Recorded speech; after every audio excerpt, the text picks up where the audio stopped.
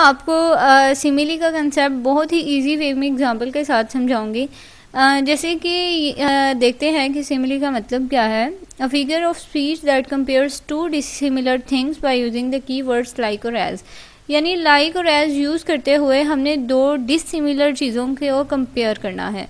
अब इसकी एग्जांपल के थ्रू आपको इस कंसेप्ट का समझ आ जाएगी। जैसे कि एग्जांपल है माई सन इज़ लाइक अ मून। यहाँ पे मून एक डिफरेंट चीज़ है, सन जो है वो डिफरेंट चीज़ है। दोनों कैसे सिमिलर हो सकते हैं, लेकिन हम उसे उन दोनों को सिमिलर कह रहे हैं। कैसे कह रहे हैं? क्योंकि माई सन जो है, मेरा जो बेटा है, वो भी बहुत खूबसूरत है और चांद जो है वो भी बहुत खूबसूरत है।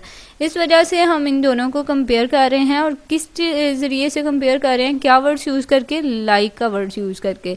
इसी तरह दो डिसिमिलर चीज़ों को जब हम लाइक और एज यूज़ करके उनकी जो है कंपेयर करते हैं तो इसको हम सिमिली कहते हैं। तो ये सिमिली का कंसेप्ट था, बहुत ही इजी सा एग्जांपल के साथ। आई होप आपको समझ आ गई होगी। Thank you so much for watching. अगर वीडियो अच्छी लगी तो इसे लाइक और सब्सक्राइब ज़रूर कीजिएगा।